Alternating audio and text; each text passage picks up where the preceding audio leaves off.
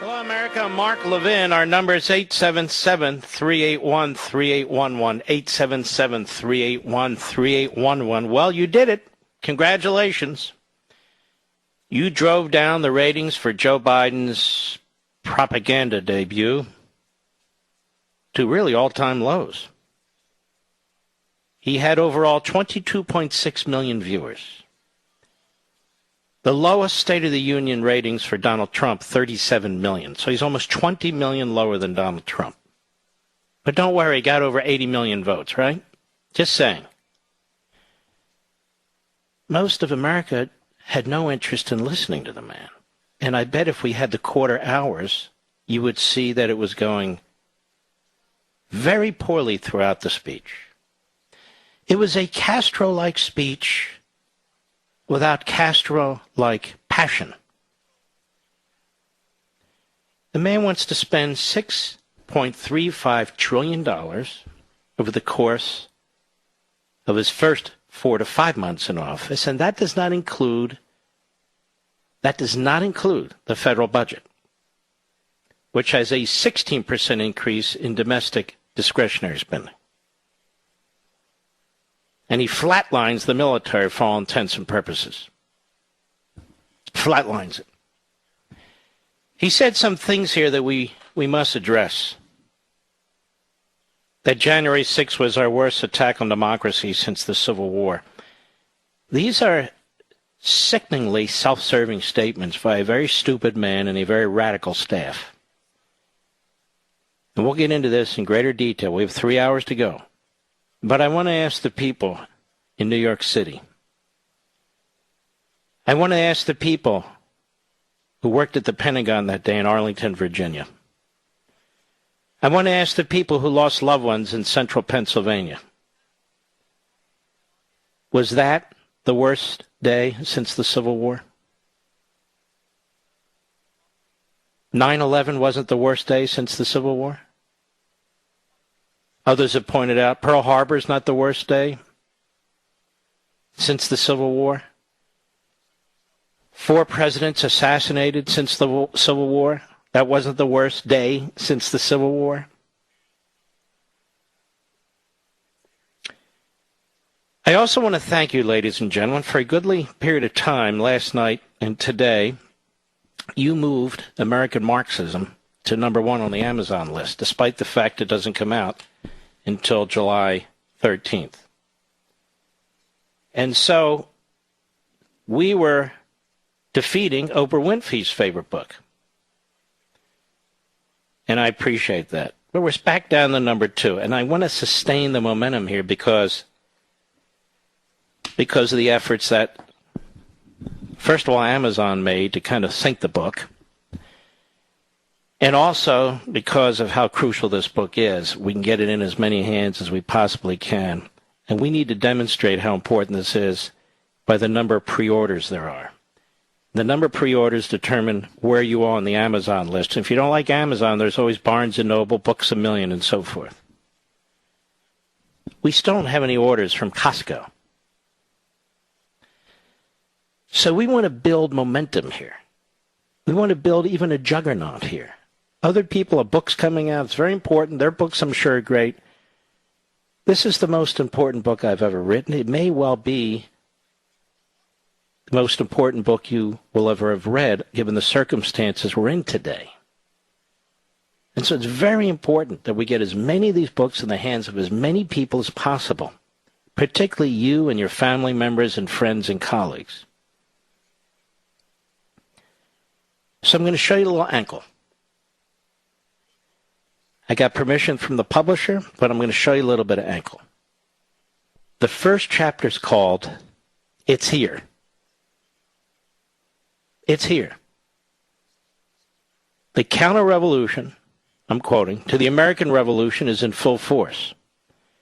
And it can no longer be dismissed or ignored, for it's devouring our society and culture, swirling around our everyday lives and ubiquitous in our politics, schools, media, and entertainment. Once a mostly unrelatable fringe and subterranean movement, it is here. In fact, it's everywhere. You, your children, and your grandchildren are now immersed in it. It threatens to destroy the greatest nation ever established, along with your freedom, family, and security. Of course, the primary difference between this counter-revolution and the American Revolution is that the counter-revolution seeks to destroy American society and impose autocratic rule. In the latter, the American Revolution sought to protect American society and institute representative government. The counter-revolution or movement of which I speak is Marxism. I've written about Marxism at length in 2 earlier books, Ameritopia and Rediscovering Americanism, and discuss it regularly on the show. There are also untold numbers of books written about Marxism, so my purpose is not to contribute yet another long treatise to the many that exist. But the application and adaptation of core Marxist teachings to American society and culture, what I call American Marxism, must be addressed and confronted, lest we are smothered by its modern manifestations. And make no mistake, the situation today is dire. In America, many Marxists cloak themselves in phrases like progressives, democratic socialists, social activists, community activists, etc., as most Americans remain openly hostile to the name or word Marxism. While they operate under a myriad of newly minted organizational or identifying nomenclatures such as Black Lives Matter or Antifa or the Squad and so forth, and they claim to promote economic justice, environmental justice, racial equity, gender equity, etc. They've invented new theories like critical race theory and phrases and terminologies linked to or fit into a Marxist construct. And they claim the dominant culture, quote unquote, and capitalist system are unjust and inequitable, racist and sexist, colonialist and imperialist, materialistic and destructive of the environment. Of course, the purpose is to tear down and tear apart this nation for 1,000 reasons and in 1,000 ways, thereby dispiriting and demoralizing the public, undermining the citizenry's confidence in the nation's institutions, traditions, and customs, creating one calamity after another, weakening the nation from within, and ultimately destroying what we know as American republicanism and capitalism. Now, I'll go one more paragraph beyond this, even though I'm not allowed to. But there should be no mistake that various leaders of this counter-revolution are increasingly outspoken and brazen about who they are, including bands of openly Marxist professors and activists. And they are supported by a core group of zombie-like woke followers. Whatever their labels and self-descriptions, the essential characteristics of their beliefs, statements, and policies exhibit core Marxist dogma. And they occupy our colleges and universities, newsrooms and social media, boardrooms and entertainment, and their ideas are prominent within the Democratic Party, the Oval Office, and the halls of Congress.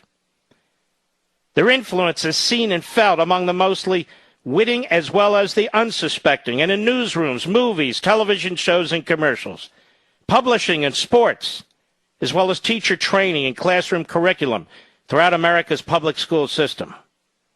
They use the tactics of propaganda and indoctrination and demand conformity and compliance, silencing contrary voices through repressive tactics, such as the so-called cancel culture, which destroys reputations and careers, censoring and banning mostly patriotic and contrary voices on social media, even including former President Donald Trump, and attacking academic freedom and intellectual exchange in higher education. Indeed, they take aim at all aspects of this culture, historical monuments, including memorials to Abraham Lincoln, George Washington, abolitionist Frederick Dulles, and the 54th Massachusetts Black Union Regiment, Mark Twain, William Shakespeare, Mr. Potato Head, Dr. Seuss, Disney cartoons, ad infinitum. Pronouns are banned and replaced with nondescript words so as not to offend 58 flavors of gender identification. Past social media posts are scrutinized for early indications of insufficient fealty to the present-day Marxist hegemony. Journalism and editorial pages are sanitized of non-believers. And yet, historical and present-day experience shows that Marxism and its supposed workers' paradise are a response for the death of tens of millions of human beings and the impoverishment and enslavement of over 1 billion more. Indeed, Marx was wrong about almost everything, particularly the Industrial Revolution, which created a vast middle class unmatched at any time in world history, as opposed to an army of angry proletariat revolutionaries hell-bent on overthrowing the capitalist system. Despite the Marxist class warfare rhetoric of Democratic Party politicians and their surrogates, with technological and other advances, capitalism has created unimaginable and unparalleled wealth for more people in all walks of life than any other economic system. Now, ladies and gentlemen, I would love to keep reading. That's just the first 2 pages. That's just the first 2 pages of the first chapter, which is an introductory chapter. I am chomping at the bit, but I want you to go to Amazon.com or to go to Barnes & Noble and the others. But people keep an eye on the list, the top 100 on Amazon.com. I want you, if you're thinking about getting this book for yourself, your college student, your high school student, your grandson, your granddaughter, or for yourselves, to hand out to other people. We have got to show that we are no longer a silent majority. We're not going to just whine among ourselves. We are going to inform ourselves so we have more knowledge, more substance, more information than our enemies. Yes, our enemies. And we are going to gear up for a battle. We are going to rally. Talking about violence, that's them, that's not us. And as they attack us in 1,000 ways, we're going to go on offense. If you stick with me, if you digest this book, there are things we can do, there are things we must do. Many of you are listening to me in your automobiles, your trucks. Many of you are listening to me at the dinner table, in your offices. Whoever you are, wherever you are, you're part of a big family, the Levinite family. When I write this book, I write it for you. That's what I'm thinking about. Not the greater world, you. Because you have to help me get the word out. And I have to help you get the word out. We're in this together. We're an army of tens of millions. They can't stop us. How many people have asked me on this program, what can we do? What can we do? What can I say? What can I... This book is intended to answer you. And when you're done with this book, you're going to be smarter or more knowledgeable than anybody else. Not because I am, but because I've taken the time to pull this information from God knows how many sources, as you'll see. And when you write a book, or when I write a book, I reject 95% of what I'm researching, 95% of what I'm reading, in order to get to the strongest points and the most useful information possible. I go right to the sources. I'm going right to the sources of academia, right to the sources of Black Lives Matter, right to the sources of Antifa, right to the sources of critical gender theory, critical immigration theory, climate change, the Democrat Party, the bureaucracy, and on and on and on. I do that lifting because that's what I do. That's what I do. Those of you who've purchased any of my other books, you know that these are real books. I'm not talking about myself. These aren't fluff books to get a name out there to make a couple bucks. I don't need a couple bucks. What I need, what we need, is our own revolution. Like the Reagan Revolution, like the Tea Party Revolution, like the Trump Revolution. This is up to us, not the Republican Party. Nobody's going to save us but us. We the people. Please consider going to Amazon, pre-ordering your copy, or as many copies as you hope to hand out, so we can make a statement to the entire world. I'll be right back. Mark Levin.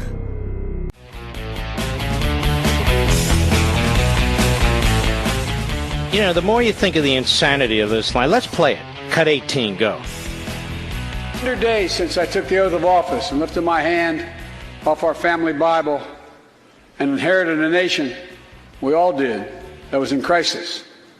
The worst pandemic in a century. The worst economic crisis since the Great Depression. Such a liar.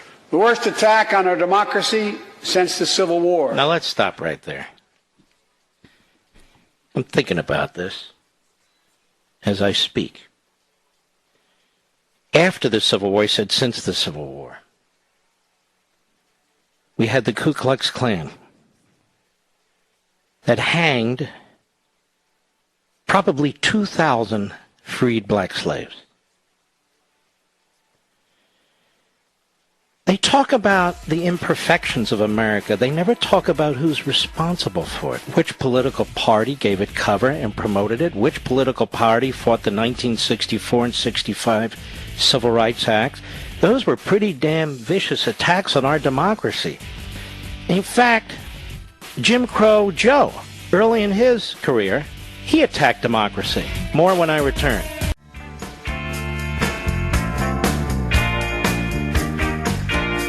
The establishment's worst nightmare. Mark Levin. Call in now. 877-381-3811. You know, folks, some politicians and others don't realize, even no matter how many times I say it, the audience on this radio show is larger than any show on cable news. It's not even close. You folks in the radio audience, Rush knew this and would tell me this. Sean knows it. I know it. The three of us. The big nationally syndicated shows, the big ones, cable TV doesn't even come close. Maybe they get 3 million, 3.5, a good night, 4 million, something like that. We have millions and millions. We're not even sure how many people coming and going, listening. I had Rudy Giuliani on Life, Liberty, and Levin some time ago when nobody would put Rudy Giuliani on TV, and I put him on because I felt he was getting a raw deal and he had things to say and he ought to be able to say them. And he's been on this program before. I happen to like Rudy a lot. I also think he's a great patriot. So we tried to get Rudy on our radio show today. Contacted his lawyer, contacted him, contacted his assistant. We never got a response. Apparently he's going to be in a TV show with exclusivity that wouldn't permit him to appear on any other platforms whatsoever. I never do that. Particularly if I'm trying to have somebody get their word out, get their comments out. They need to get on as many platforms as possible. Rather than exclusive. I'll give you an example. This Sunday, we're going to have the great Josh Hawley on the program on Life, Liberty, and Living for the full hour. Remember, his book was banned, and he's been attacked about January 6th. I think the man has a right to reveal himself to you because he's nothing like they say. And among other things, he's going to talk about his new book. Now, I could have squelched that. I could have said, no, I have a book coming out I don't want to talk about. I just can't do that. And I'm sure he'll be on many other shows. And it'll be a fantastic show, by the way, Sunday. Josh Hawley and me. He's a constitutional scholar. I'm a constitutional scholar. It's going to be fantastic. So I would have liked to have Rudy on here. And for his own sake, I wish he had, or his people had responded so he could use this platform to talk about what's taking place rather than me interpreting events, but they chose not to. I'm just giving you some of the background here. I assume the reason is he was told that if he wanted to appear on this particular TV show, he couldn't go on any other show. I'm guessing. I could be dead wrong. I could be totally wrong. Otherwise, I don't really quite get why he wouldn't. Now, ladies and gentlemen, Joe Biden last night, they throw around this phrase, white supremacy. They're not talking about the Klan and the neo-Nazis. They're talking about all of you who might be white. They're talking about you. Cut 19, go. And make no mistake, in 20 years, terrorism has metastasized. The threat has evolved way beyond Afghanistan. Those of you in the intelligence committees, the foreign relations committee, defense committees, you know well we have to remain vigilant against the threats to the United States wherever they come from. Al-Qaeda and ISIS are in Yemen, Syria, Somalia, other places in Africa. Now, actually, they're here too. I don't know what kind of intelligence he's getting. They're jihadists in this country too. Ask any major metropolitan police force if they still exist. They haven't been cut to shreds by the Democrat Party and their Marxist rioters. Go ahead. And we won't ignore what our intelligence agencies have determined to be the most lethal terrorist threat to the homeland today. White supremacy is terrorism. We're not going to ignore that either. Tell me, is BLM, Black Lives Matter, terrorism? Why are you ignoring that? Is Antifa terrorism? Why are you ignoring that? Is Marxism terrorism? It's only responsible for 100 million deaths. Why are you ignoring that? In fact, why are you embracing that? Really quite remarkable, isn't it? Cut 20, go. My fellow Americans, we have to come together to How can you come together when he's calling 65% of the nation racist, when he goes on about systemic racism, when he literally lies about this country in order to try and create division, and then he says we have to come together? Tim Scott's response, quite frankly, was outstanding. He gave an outstanding response. It was a fantastic response. Joe Biden hates America. The Democrat Party hates America. How else can you explain this when they put their own ego, their own narcissism, their own desire to get power and keep power and have a legacy in front of the country? How else can you explain this? If everything they're doing, $6.35 trillion, massive expansion of the government, is all intended to empower the Democrat Party. The Democrat Party empowers itself by empowering the government. The Democrat Party doesn't believe in liberty. Do you know how I know that? Because that word never crossed Joe Biden's mouth last night. They don't believe in private property, all that hard work you do every day so you can have a home, maybe a couple of cars, maybe put money aside for your retirement and so forth. No. They want to crowd you out with massive big government. Then they're going to drive up inflation and blow out your savings. I have stories here today that I printed out. The price of energy is starting to skyrocket, ladies and gentlemen. Everyday products are about to get more expensive, companies warn. Wow, I think we knew this. We talked about this. Is even the Associated Press, which is a crap wire service. The price of energy is even going to go higher. The price for lumber in some areas of this country is going up 300%. You want to build a new home? You're having difficulty in getting the materials. Hasbro, toys, games, the costs are surging. Why? Because of the cost of plastic. Plastic's made from petroleum. The beginning, it has started. It has started, and it's going to get worse. The price of food, if you've noticed, has gone up. You go to a drive-thru now, it's not so cheap, is it, Mr. Producer? It's just not that cheap anymore. You get a couple of hamburgers, a medium fries, and a soda. Maybe you want an apple pie. You're at over $8. Not that long ago, that was $5 or less. $15 minimum wage. He's mandating it for all federal contractors and all federal tributaries out in the private sector. That is going to force others to raise the minimum wage to $15. Now, many things are going to happen as a result of that. It has a domino effect. It resonates throughout the economy. Many businesses are going to collapse. They're on the edge right now. They can't afford to pay a young person with minimal experience working 8 hours a day.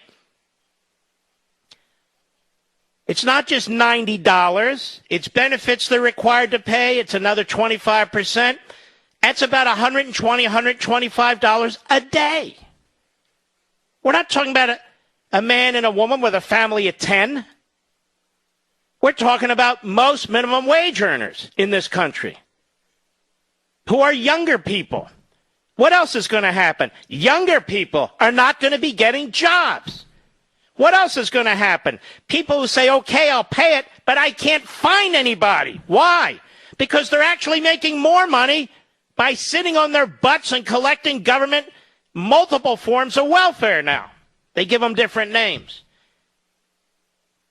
Biden and his crew, his party, are creating economic dislocation. They're undermining the market system in every respect.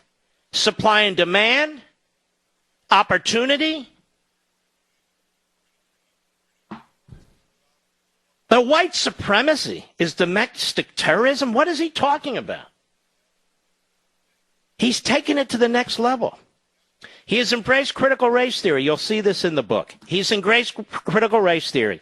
It is now spreading like a cancer, like poison throughout society, everywhere. And they teach and they propagandize that the whole society is a white supremacist society. That's where this comes from, obviously. White privilege dominant society. So when Biden then takes it to the next step and says white supremacy is terrorism, what is he doing? Is he calling us terrorists, those of us who are white? So let me circle back to quote Jen Psaki. What is the greatest threat to democracy today, ladies and gentlemen? What's the greatest threat to democracy? Joe Biden and the Democrat Party. The Marxists. They're the greatest threat to democracy today. They're the greatest threat to capitalism. They're the greatest threat to your job. They're the greatest threat to law enforcement. They're the greatest threat to the United States military. Not even communist China. Not even the Islamo-Nazis in Tehran. The Democrat Party and the munchkin who runs it, Joe Biden, they are the greatest threat to democracy today. And it's an amazing thing. Joe Biden's been white his entire life. Chuck Schumer's been white his entire life. Nancy Pelosi's been white her entire life. And when they talk about white supremacy, of course, they're not talking about themselves. They're not talking about the racism of their ancestors. No. They're great little Marxists. They are self-righteous. They have cleansed themselves, as Shelby Steele would say, by pointing the finger at other people. You see, you can't be a Democrat. You can't be a so-called journalist. You can't be a so-called athlete. You can't be a so-called actor and be racist because you're busy accusing everybody else of being racist. And that's how it works. I'm sick of these presidents who hate us and hate this country. And by the way, it not only hurts white people when you talk like this, it hurts all people. Who does this benefit? Does it benefit black people? Does it benefit brown people, yellow people, red people? Who does this benefit exactly? Joe Biden and the Democrat Party. E pluribus unum. They don't believe in that. Not in the least. Balkanization, tribalization, at each other's throats, pretending that January 6th was an insurrection, the worst thing since the Civil War. You have to be brain dead to be thinking stuff like that, of course. Consider the source. I'll be right back. Mark Levin.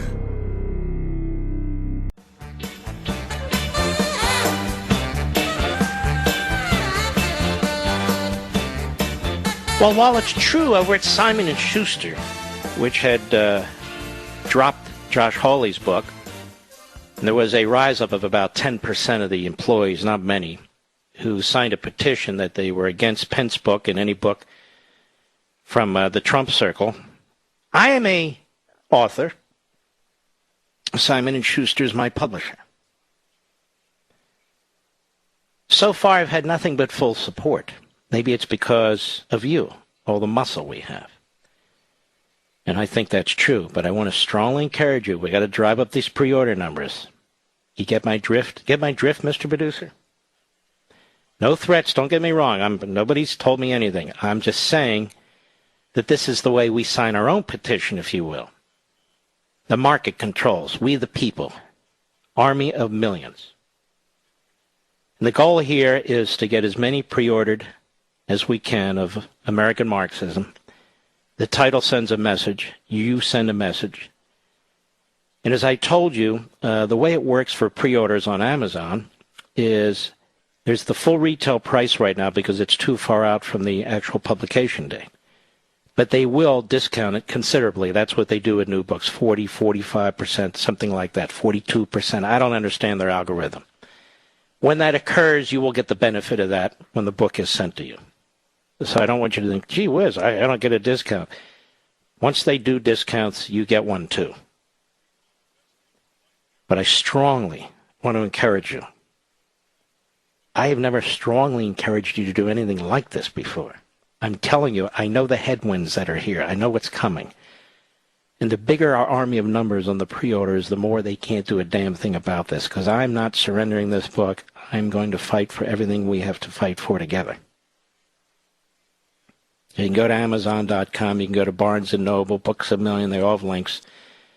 But people look at this top 100 on Amazon, and for a reason, it beats the hell out of me. For some reason, this book that Oprah's backing is back at number 1. We were at number 1. We dropped to number 2. And yet the book contradicts Oprah. Oprah, multi-billionaire, who talks about now white supremacy in the white dominant society. Many of you have made her a multi-billionaire. Many of you are part of her book club. Many of you watch her TV station, listen to her radio show, all the rest. Why? So we have to demonstrate to Oprah, we have to demonstrate to everybody that we are not the silent majority anymore. We're the majority. And by that, I don't mean white people. I mean people who love this country. People who love this country, whether you're a new legal immigrant, whether you're African American, whether you're Latino, whether you're Asian, whether you're Muslim or Jewish or Christian or atheist, whether you're gay or straight, whether you're white, we have got to join together. Those of us who love this country and want to preserve it. I had a friend of mine call me the other day, liberal and gay. And he says to me, I really feel terrible for you right now. I said, why? Because you have this big book coming out. And look at the environment we're in. I said, so-and-so, this is what we have to do.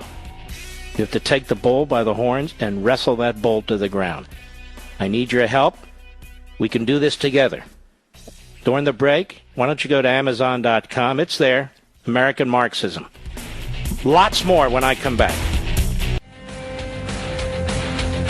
Hello, America. Mark Levin here. Our number, 877-381-3811, 877-381-3811. We'll take your calls in the final hour. One of the things I try to do here is drive the narrative. I try to make it safe for other conservatives in the media to advance the cause of liberty. Because sometimes it's filled with minefields. Rush used to make the phrase, or we make the statement, the phrase, echo chamber. And we would talk about this. And I have a signed photograph from Rush. I think about Rush a lot. What would he be saying? What would he be thinking? The way I think about the framers. And that signed photograph says, and it's hanging on my wall right across from me in my other bunker, as I'm in Florida right now. He wrote, "The spirit of the movement." The spirit of the movement. When I wrote Liberty and Tyranny, I sent a copy of it to him. I would send my books to him very early in the process. I would my father, too. He said to me, nobody's ever written anything like this. I said, well, there's a lot of static. He said, Mark, nobody's ever written anything like this. I sent it to my father, a wonderful man, my mother, a wonderful woman. And I didn't hear from him for a week, which was really weird. And then he calls me. He didn't email, he didn't text. Then he called me and he said, this is going to sell 1 million copies. I said, Dad, you're my dad. He said, no. I've never read anything like this before. This is so clear. The problems and the activism that's required. Well, my father's not here anymore, and my brother Rush isn't here anymore. And so I can't, bounce this off of them. But as I listen to other hosts on Fox or other hosts on radio as I'm driving, and I have Fox on the car sometimes, people are saying things that we began and have begun saying here now. And as recently as yesterday, it would annoy the hell out of me. You listen to me. I wear my emotions right on my sleeve. So why are they stealing this? They don't. Now I figured it out finally. They just don't want to put their necks out so far as to destroy their careers. They may have a following, but they're not big enough to fight off the enemy. And now I actually get it. Now I'm much more sympathetic to them, to be perfectly honest with you. So back in March 2017, on this radio show, even before when I was on Fox, but on this radio show, when I broke down and I told you, in one of the great moments of conservative radio, that they were spying on Trump, and they spied on his campaign. And by the way, the President of the United States called me and said, how did you figure this? I said, Mr. President, it's all in the media. I just pulled it all together. There's leaks going on from the FBI. I pulled it together.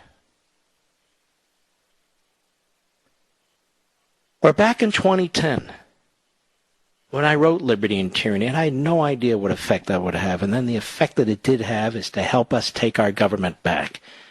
And then John Boehner stabbed us in the back, and you can see he's going around now trying to get his reputation back, but it's lost forever. I had no idea that we would ultimately sell 1.5 million copies of all forms. It never even occurred to me. Now we are facing a more complicated and daunting enemy. Marxism, here at home. American-style Marxism.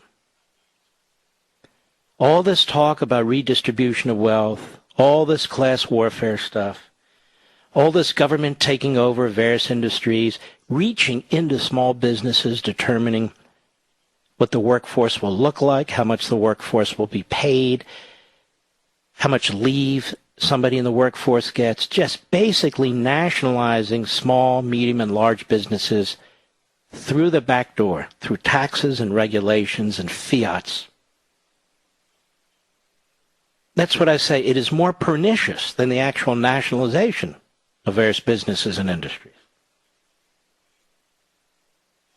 Because it's sort of a quiet tyranny. It's a backdoor tyranny. And while they're doing that, they're trying to build up support through the massive redistribution of wealth to young people, to illegal immigrants, to other people. They're playing the race card over and over again because that's what the Democrat Party does. Whether they're trashing blacks, as they did 100 and some years ago in the most horrific ways, right up to the last century, and now using blacks, telling blacks that they're not smart enough to get a voter ID. What we face today is much more difficult and complicated than what we faced yesterday. And the reason is, among others, they have devoured and they control the instrumentalities of thought. Education, big media, big tech, entertainment. They are propagandists. Words coming out of the mouths of a demagogue. What you saw in Joe Biden last night, those few of you who watched it, was one of the great demagogues of our time. You don't have to pound the fist on the table. You can be soft-spoken. That's even more alluring to many people. You saw one of the greatest demagogues in American history. It was a horrific speech about how Joe Biden, on his own or with his party, intend to destroy your liberty, intend to destroy your opportunity, intend to destroy your small business, whether you're a farmer or whether you have a retail shop. They're going to control what you pay your employees. They're going to control the health care. They're going to send in the climate change Gestapo. You're going to be hit in so many ways, your head will spin and you're going to give up. That's the plan. It's not just the cops that they're attacking, which is horrific and bad enough to expose the civil society to the rampages of the Marxist left, the violent left. The effort to disarm you so you have no way to defend yourself when the civil society collapses. You are being targeted. Your income, your savings, your little business, your job, if you happen to work in an area of our economy that they are targeting, you're done. They're going to close you down. And then they're going to pat themselves on the back as being righteous about it. Saving the whole country. Clean air, clean water. Because your job is polluting the country. Your job, your little job has to go. All these service industries and these really tall skyscrapers in the inner cities and in the suburbs, they're safe. I don't mind service industries. Many of these service industries are involved in servicing the government, facilitating what the government wants to do. And for you folks in unions, they've already chosen. Joe Biden talks about strengthening unions. That's a sucker punch. Doing away with right to work, that's a sucker punch. In the private sector, most unions are men and women who use their hands. They're janitors. They're construction workers. They're truck drivers. They're assembly line workers. They're steel mill workers. They're oil field workers. You're done. You're all targeted. And then he has the gall to say, and we are going to find you a high-paying alternative job. As I said the other day, can you name one person who was fired from the Keystone XL pipeline who's got a high-paying new job that Joe Biden found for them? There's not one that I'm aware of. None. They found a job. They found it on their own. This is American Marxism. And so what I was saying, without my dad, without Rush is right. There is this enormous echo chamber. And Rush took all the slings and arrows. And you can see now, people doing monologues on radio and on TV now, they're talking about Marxism. That what's going on is Marxism. Now, some of them say it and they cringe. They're not sure. Is it soft Marxism, No, it's Marxism. It's American Marxism. And you're starting to hear it in the monologues now. This is a good thing.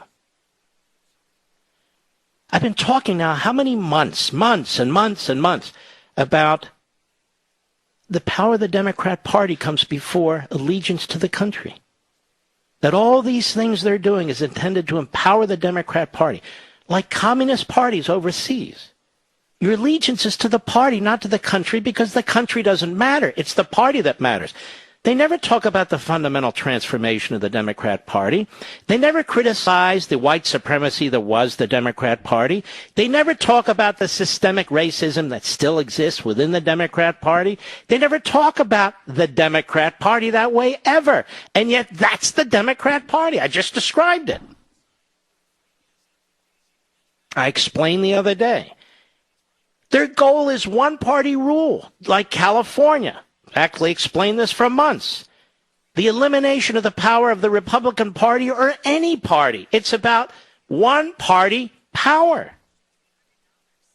Sound familiar? Marxism. Big tech. Censoring people. Sound familiar? Sound familiar? The media. Propagandists. For big state politicians. Sound familiar? Class warfare. Sound familiar? The oppressed versus the oppressor. Sound familiar? Indoctrinating our children. Sound familiar? I'll be right back. Mark Levin.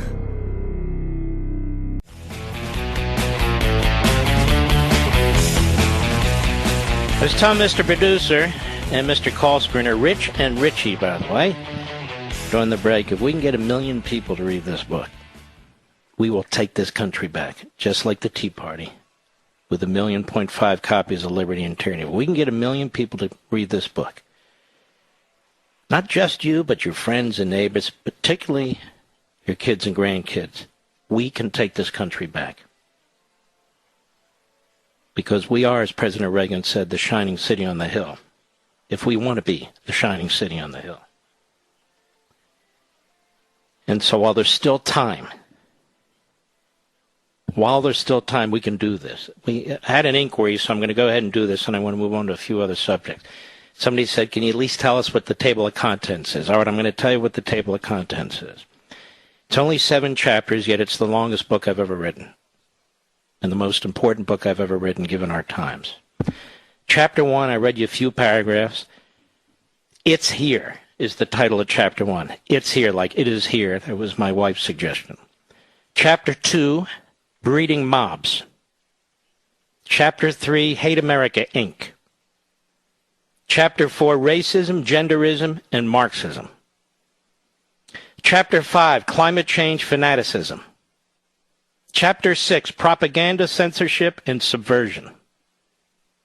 And Chapter 7, the final chapter, 10,000 words on activism, We Choose Liberty. Now here's a little secret I'll also tell you. Even though it's the longest book I've ever written, it's not long enough. So I want you to know what I told the publisher, which is this.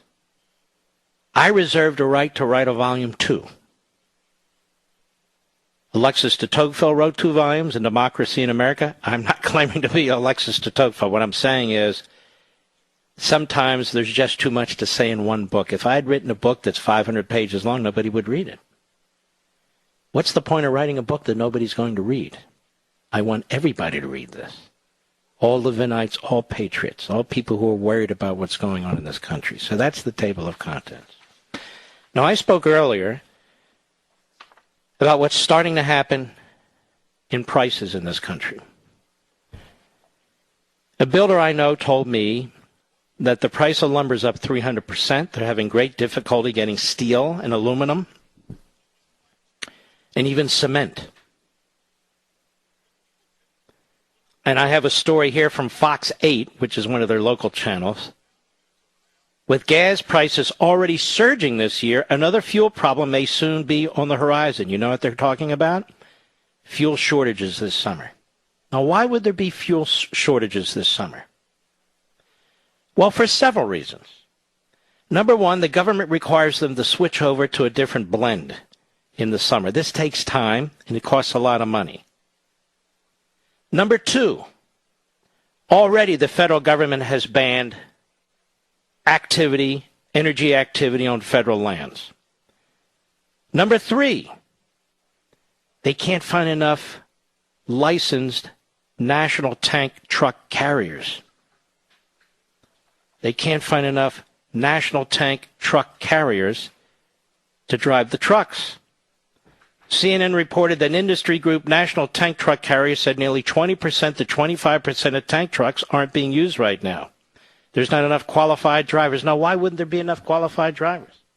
Well, of course, CNN spins it. They say because of COVID. Well, what does that have to do with having a license? Does COVID take your license away to be a tank driver? No. The welfare state. Some people can make as much, maybe a little less, or maybe more money staying at home rather than driving all over the country. That's important to understand when Joe Biden and the Democrats are creating disincentives. So they're already predicting fuel shortages this summer. And when I come back, I want you to know these aren't the only shortages they're predicting this summer. And I wrote in Liberty and Tyranny years ago, and I reiterate to you, we're going to have brownouts and blackouts in the not-too-distant future with what's going on in this country. We go from being energy independent, selling energy, to starving ourselves because of a lack of energy.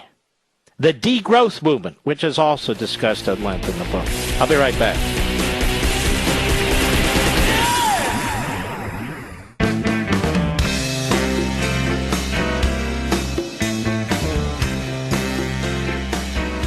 This is America's Constitutional Convention. The Mark Levin Show. Call in now. 877-381-3811. How many of you are surprised how Tim Scott is being character assassinated and smeared by the left?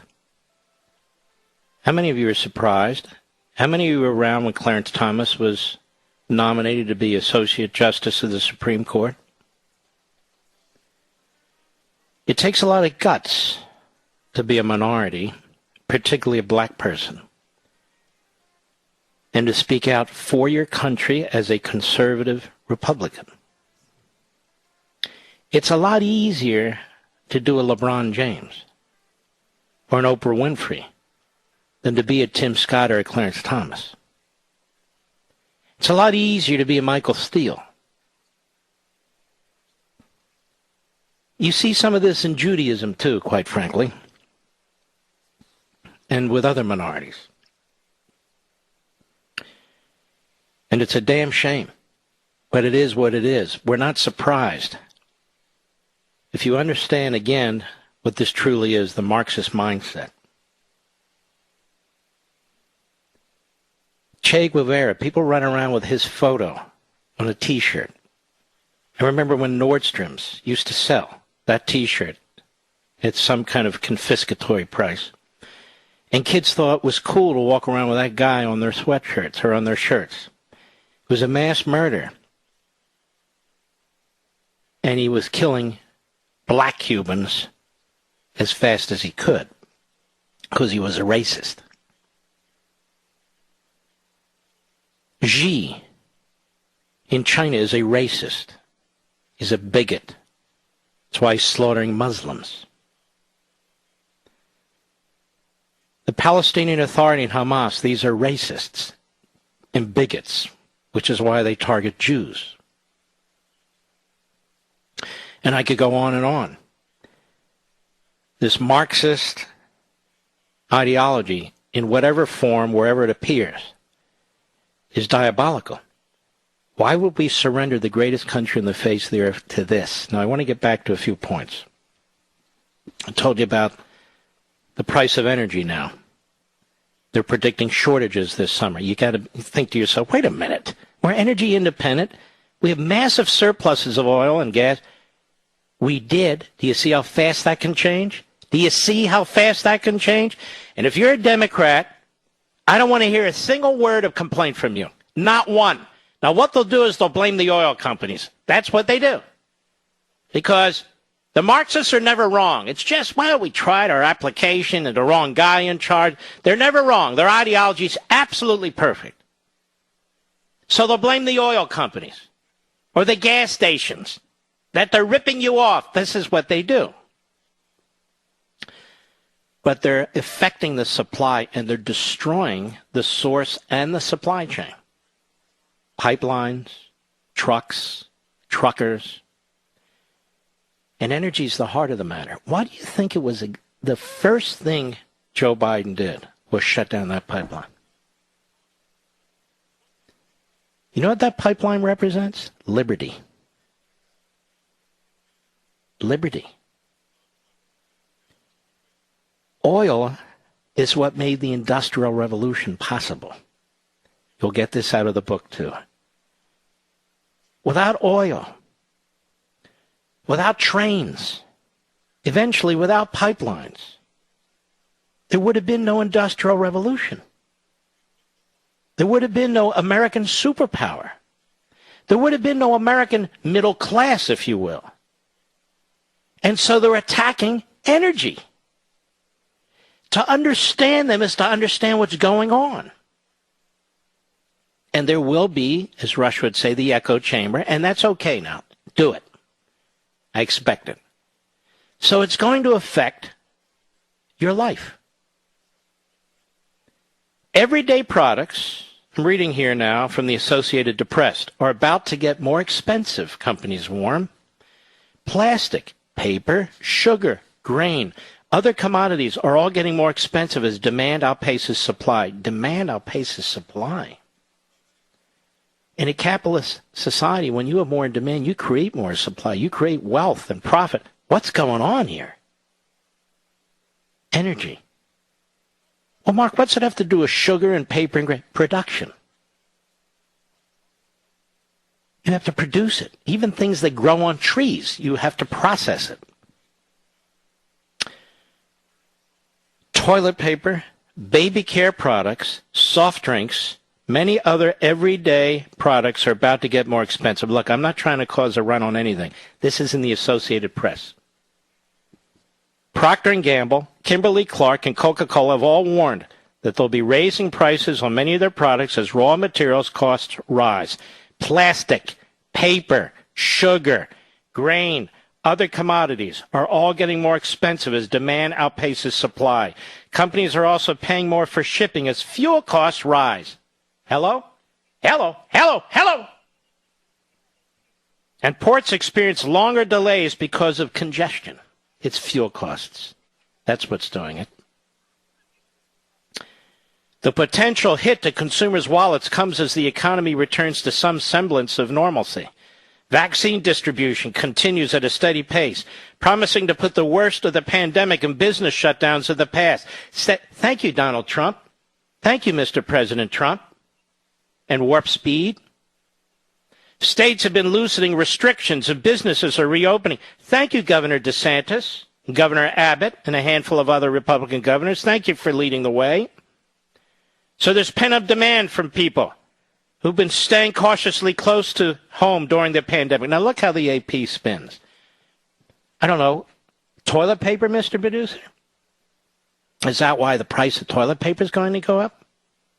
That's not why the price of toilet paper is going to go up. Production costs are going up. And wait until this minimum wage increase hits. Wait until the inflation hits. You ain't seen nothing yet. This is why we have got to really get on our toes here. Prices for many consumer goods, such as toilet paper, ticked up modestly over the last few months. As costs increase for companies, and many have signaled that the price increases are coming later this year and likely in 2022 to offset the impact. The attack on the energy sector, which is related to every single item that's produced, everything. Massive tax increases on these businesses, massive tax increases, massive labor increases imposed by Washington, D.C., and then you're going to have inflation as a result of massive government spending. That is more than the trifecta. That's four things that are being done to this society and this economy that will assuredly drive prices up, drive down your buying power, reduce the value of the currency, and drive way up the cost of your living. as this stupid, nasty buffoon builds a legacy for himself. No doubt they'll blame Trump. Part of the problem is, by the time all of this comes together,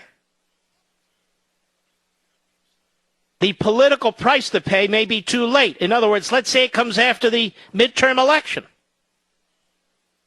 And they're not even done. Cheerios maker General Mills is considering raising prices on its products as things like grain, sugar, and other ingredients become more expensive. Why? Because you have to process them. You have to move them. You have to put them in cartons. You got to put them in the cartons. In the cartons, you got to put these bags. Everything costs. Hormel Foods has already increased prices for Skippy peanut butter and its turkey products. Kimberly-Clark, which makes Kleenex tissues and Scott toilet paper, said price increases will cover about 60% of its product portfolio and expects the increases and more productivity to offset much of the higher raw material costs. But they're having to do battle. Meanwhile, the communist Chinese, baby, they are on the move. They are on the move. As I said the other day, we're getting to a point, and we may be there now, where the communist Chinese are embracing capitalism more than the Biden administration. I'll be right back. Mark Levin.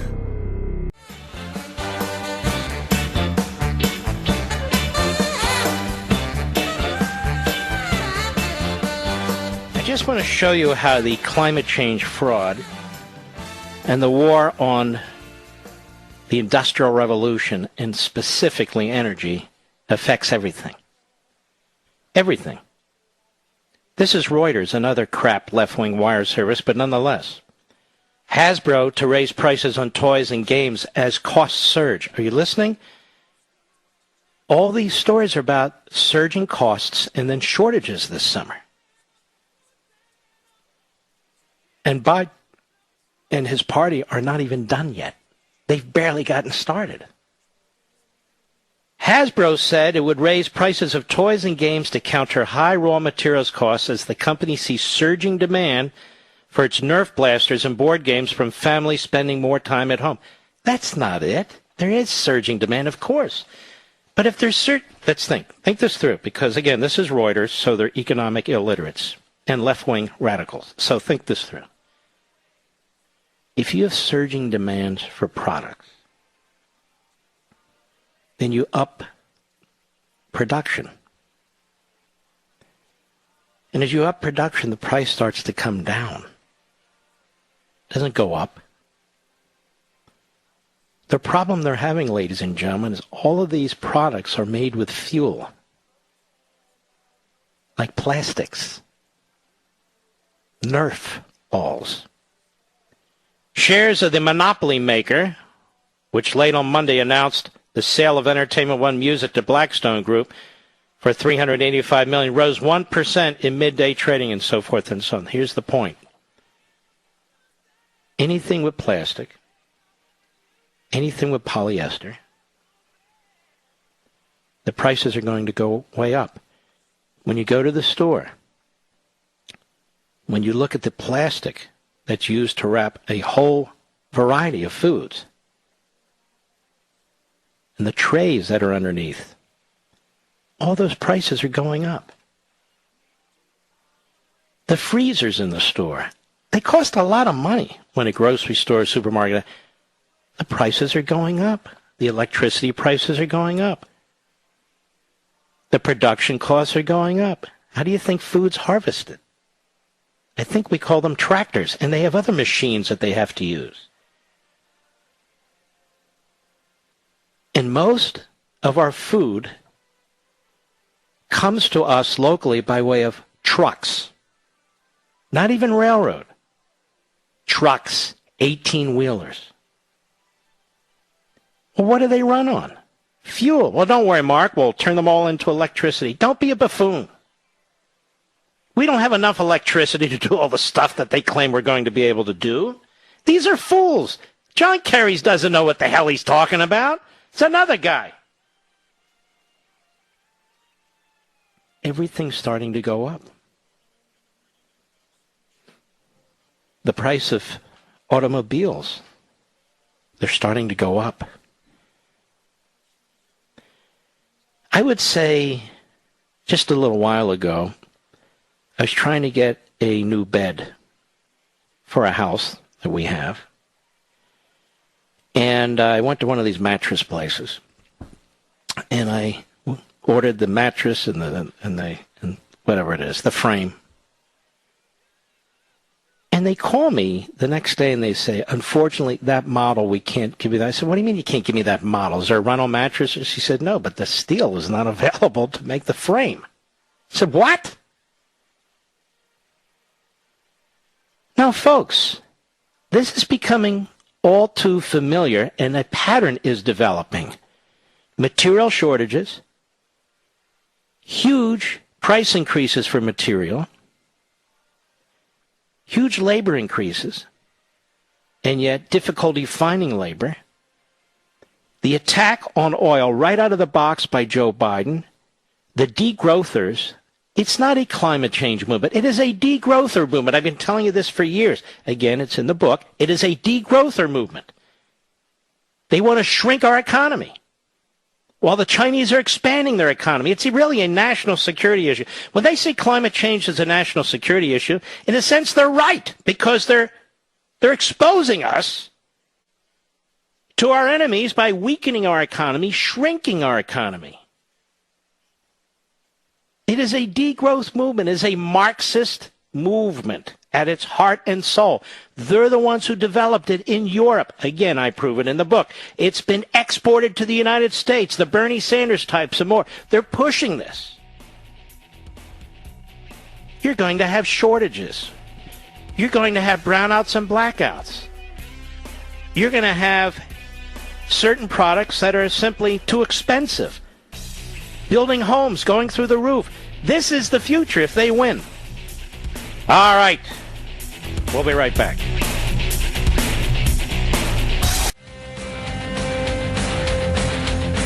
Hello, America. Mark Levin here. Our number, 877-381-3811. 877-381-3811. Here's something I bet you haven't heard, but it's in the Blaze. Delmar, Delaware, a police officer who was viciously beaten by a suspect has died of his injuries. Authorities arrested Randon Wilkerson on Sunday after he reportedly bludgeoned a 54-year-old police officer, Captain Keith Heacock, and attacked two elderly neighbors. Heacock responded Sunday to the Yorkshire Estates community in Delmar for reports of a fight in progress. Wilkerson was reportedly fighting with other residents in the home when Heacock arrived at the home alone due to major understaffing and underfunding within the department. Wilkerson reportedly assaulted him and left the corporal in a pool of blood.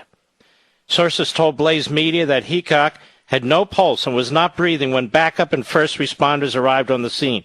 I guess they should have sent social workers. Authorities discovered the suspect across the street at a neighboring residence, where he'd reportedly assaulted two elderly people who lived in the home. Both elderly victims were transported to hospitals for treatment of their injuries, and Heacock was rushed to the Shock Trauma Center in Baltimore, Maryland, for treatment of significant head injuries. So this killer was charged with terroristic threatening, attempted murder, burglary, 2 counts of first-degree assault, 2 counts of possession of a deadly weapon during the commission of felony, 1 count of third-degree assault. He now faces murder charges. Now, who is Officer Heacock? Did you see this anywhere on cable TV, Mr. Producer? Nowhere. Zero. And so America, we understand what's going on, but a lot of our fellow citizens don't get to see.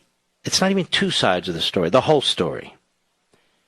Heacock, a 22-year veteran with the Delmar Police Department, died of his injuries yesterday. According to an anonymous law enforcement source, he was within weeks of retirement. The brave corporal leaves behind a wife, son, and other family. Now, Blaze Media's law enforcement source said that Wilkerson had been arrested more than 30 times since 2010 in Maryland alone. 30 times. A search in the Maryland database, and they give the list: burglary, theft, trespass, goes on and on and on. The source told Blaze Media the late corporal was a very gentle man who never even raised his voice. Del Mar, which straddles the southernmost Delaware-Maryland state line, is forced to strategically place officers there since more area to cover, few officers than ideal. Mayor Karen Wells said Monday that few people are even applying to be officers in the area these days. Quite frankly, who would want to be a police officer right now, the mayor said. That's the hardest thing I think we're facing. Now, none of this was mentioned by Joe Biden, was it? This is the consequence of Black Lives Matter, of Antifa, the war on the cops, by professional sports, by ESPN, by the Democrat Party and the media. People die as a result.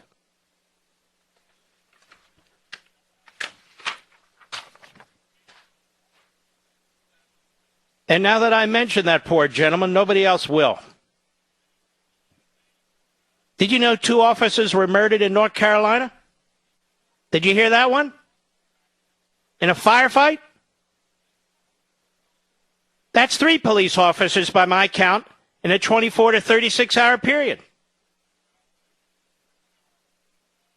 You want to know the races that were involved? Races. Skin color? Well, go ahead and look it up. Apparently it's of no consequence.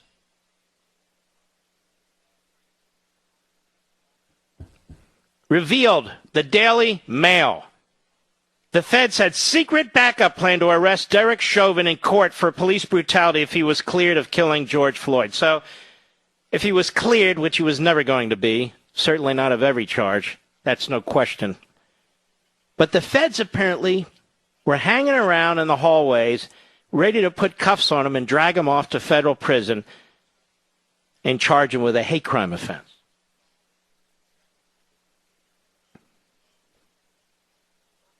Just thought you'd want to know. Feds are very busy. Feds are very busy. Apparently Portland's not a priority. Seattle's not a priority. The inner cities aren't a priority. No. They're ready, though. But this is what I wanted to get to as well. Biden urges ban on assault weapons, claiming it worked before. Here's what he said. Mr. Producer, let's get cut 21, please.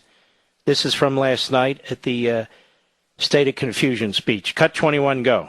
I don't want to become confrontational, but we need more Senate Republicans to join the overwhelming majority of Democratic colleagues and close the loopholes required in background check purchases of guns. We need a ban on assault weapons and high-capacity magazines. And don't tell me it can't be done. We did it before and it worked.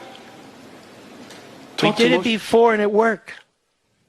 We did it before and it worked. Breck Dumas over at the Blaze also. Biden is lying. We've gone through those reports before. Even some of the smartest people who have looked at these things have said, no, the data is not clear at all that that's been the case. Biden declared gun violence an epidemic in America before saying in the 1990s we passed this universal background checks and ban on assault weapons and high-capacity magazines that hold 100 rounds. They can be fired in seconds. He argued, talk to most responsible gun owners, most hunters. They'll tell you there's no possible justification for having 100 rounds, 100 bullets in a weapon.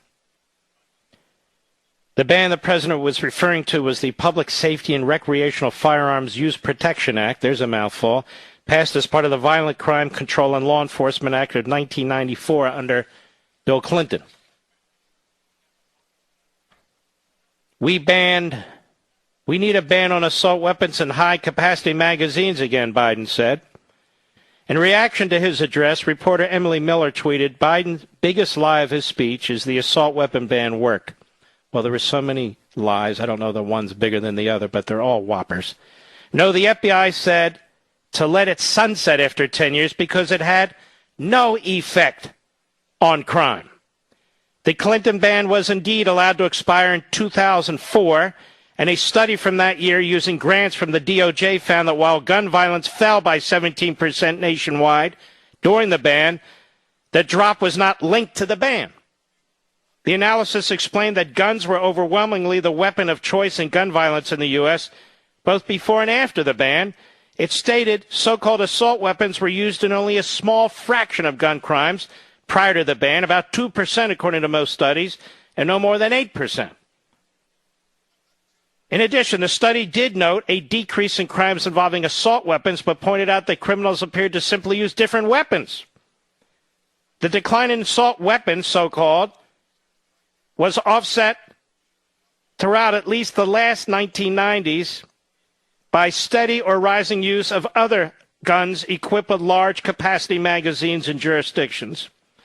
And the study added, we cannot clearly credit the ban with any of the nation's recent drop in violence. That's the FBI. So Biden does what? He lies. Like he plagiarizes, if you will, from Trump when he steals the vaccine issue. It's amazing. We'll be right back. Mark Levin. Let's go to Jason Dewey in Delaware, the great WGMD. Jason, go right ahead, please.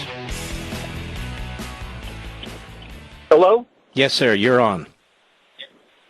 Yes, thank you for having me. I actually live near Dewey Beach, Delaware. Anyways, what happened in Del Mar, Delaware, was the officer handled a domestic call at 5 o'clock on Sunday morning, and when he answered that call by himself, and when he went there, the guy attacked him with a metal object, bashed his head, knocked him down on the ground, and then he started stomping on his head.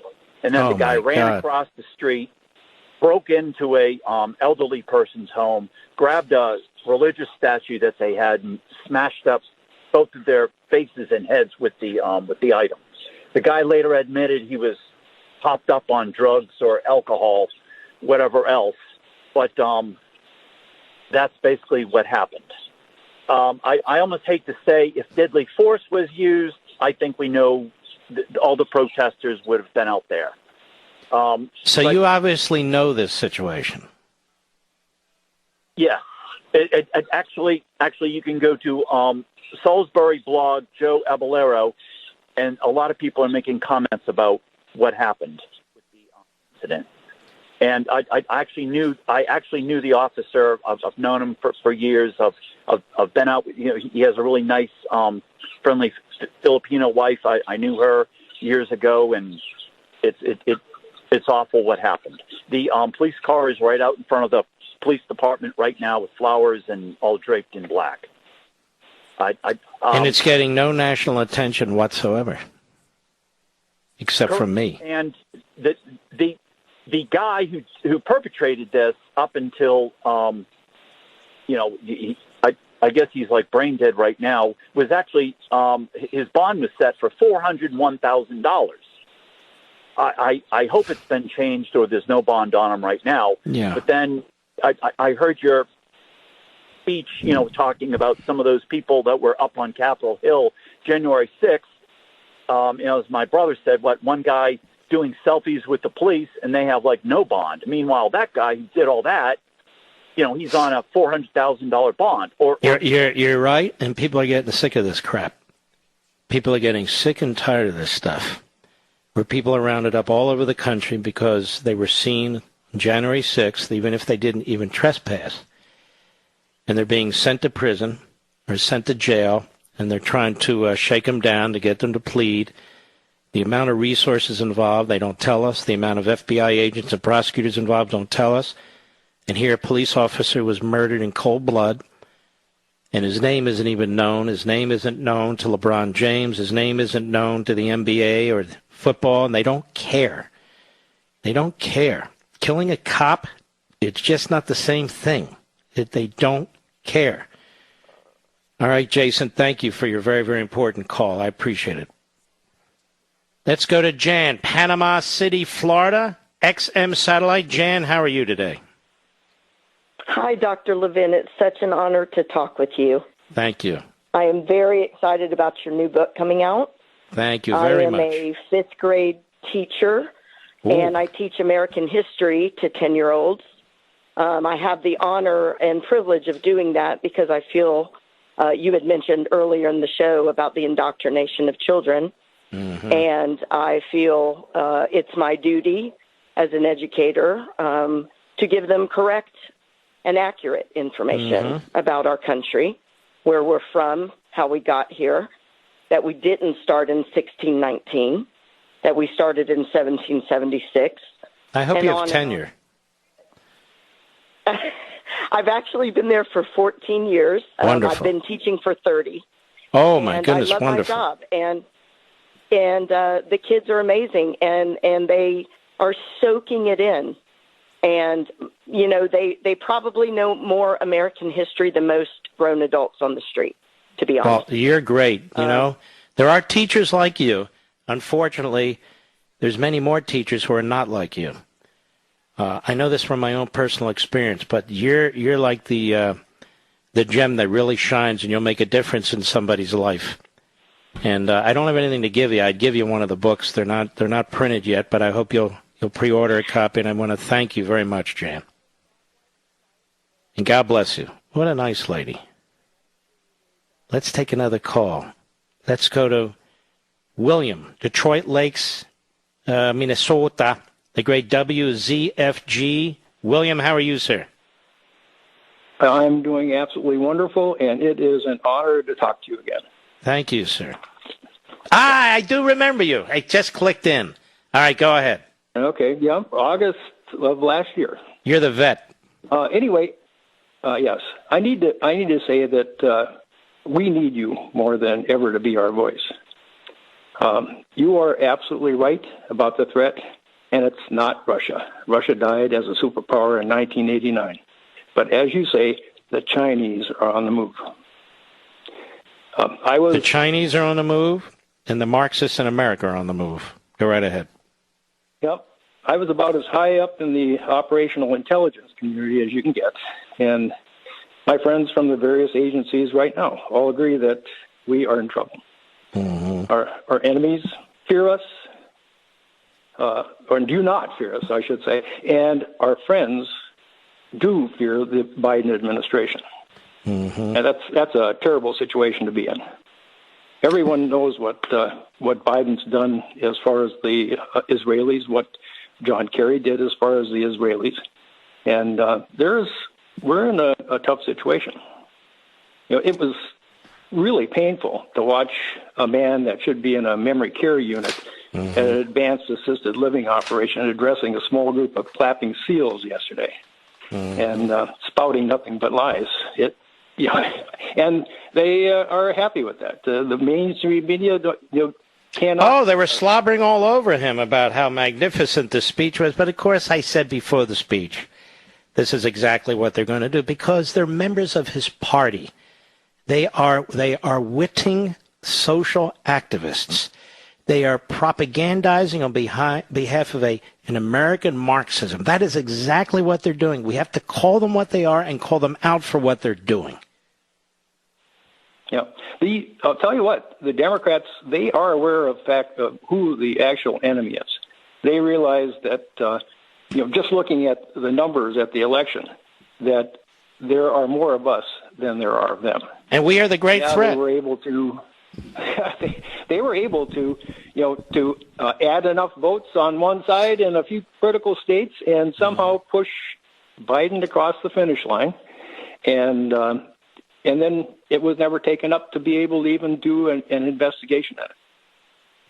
I mean, it doesn't take a genius to figure that if the FBI had taken just a few of the people that were feeding ballots for hours and hours and hours when the count was shut down in Georgia, if they had interviewed one of those people with the kind of... All right, we can go over this and over this and over this and over this. My view is we have to understand what it is that we're confronting, and we have to confront them.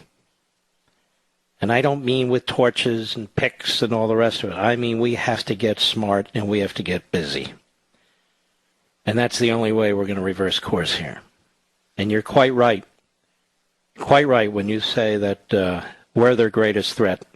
What they said about Trump supporters, what they say about the majority of people in this country based on their race, it is a constant, vicious, vile character assassination of this nation. That's what it is. And I just hope that a majority of Americans are sick and tired of it. Because if not, we can't win. I hope you'll pre-order a copy, my friend, of American Marxism, and we'll be right back.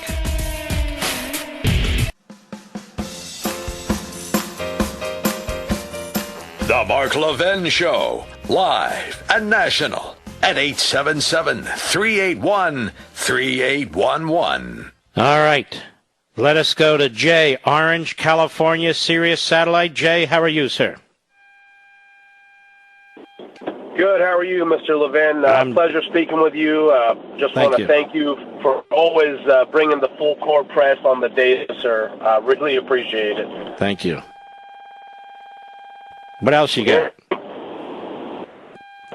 Well, we're losing you. I'm sorry, Jay. Our connection is busted. I apologize to you. Give it another try. Stephen, Plano, Texas. I remember when Plano had like 18,000 people. It's a massive suburb of Dallas now. Sirius Satellite, Stephen, how are you, sir? I remember. I am wonderful, and you, sir? I remember the kind of September when grass was Mark? Green and grain was yellow. I'm good. How are you?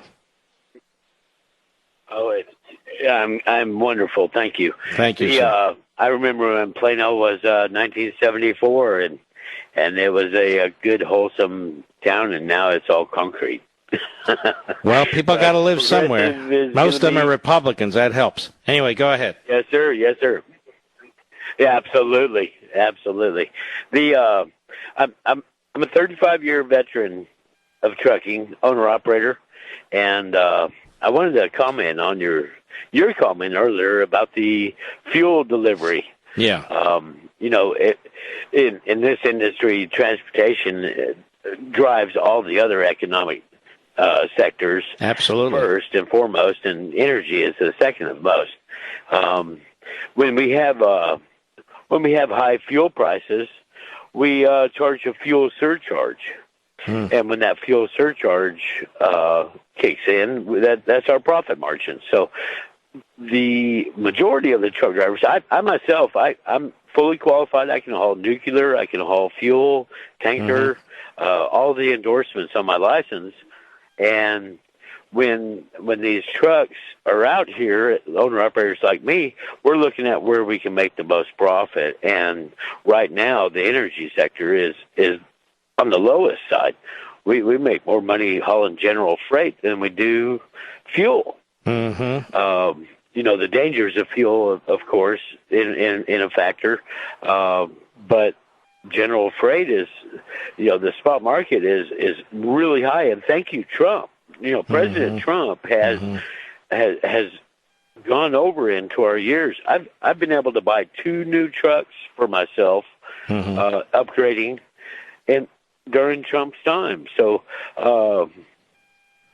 what do you see happening in the first 100 days of Biden? Oh, it was a nightmare.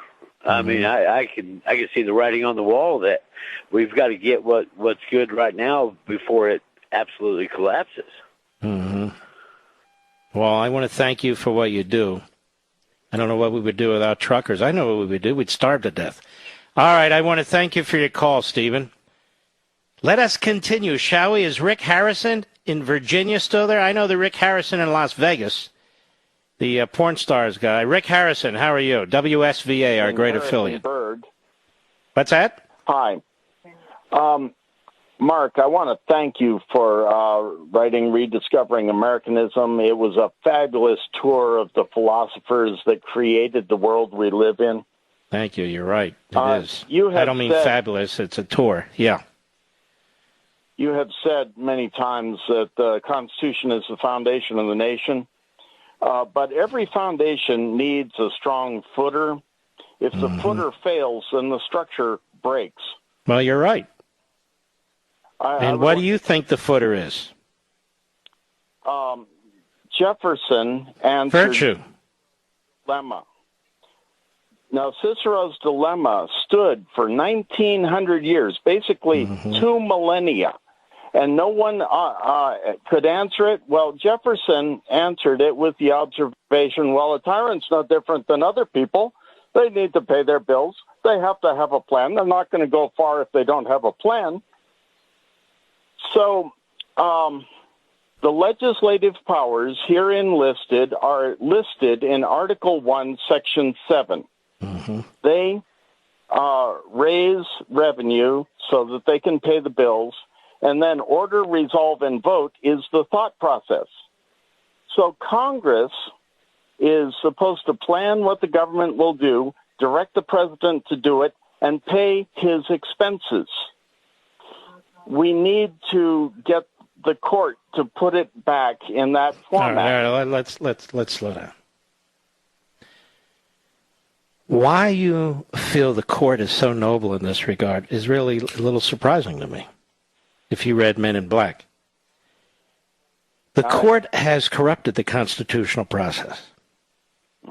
The court buckled to Franklin Roosevelt, who broke the back of the Constitution.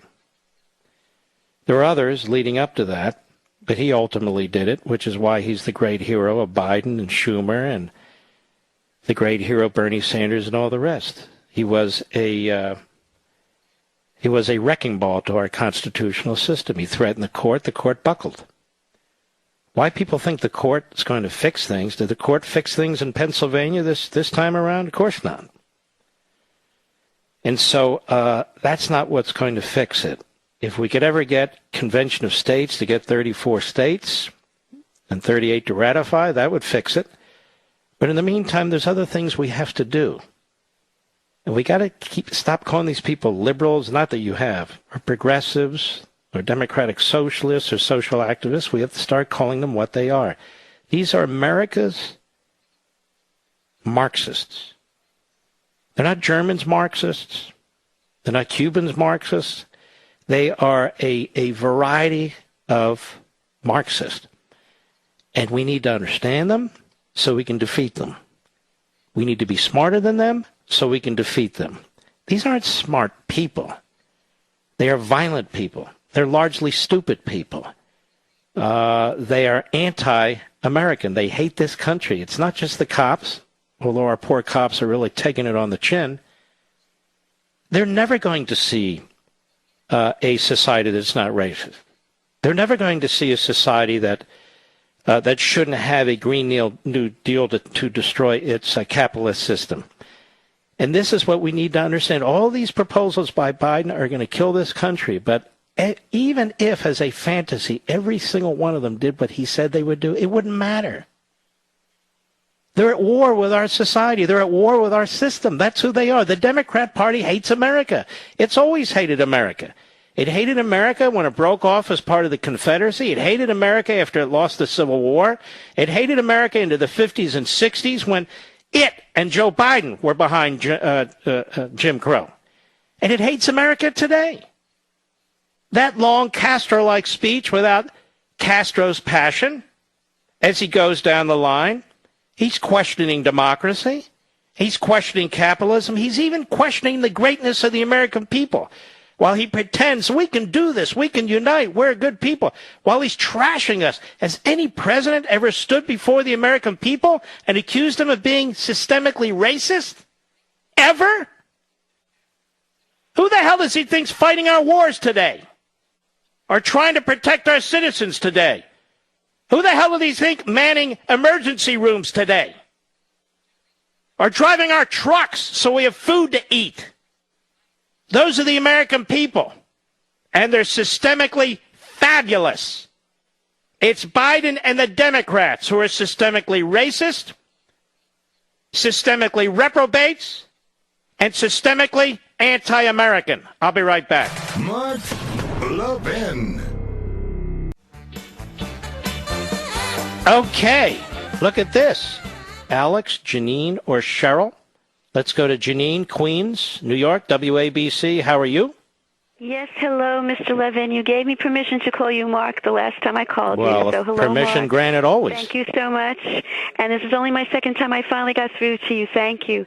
So I want to know, can we have like some kind of special website where all these wonderful millions of listeners can write a million gazillion letters, first of all, to demand coverage about the police that were killed just now, that we must demand coverage from some of these mainstream people.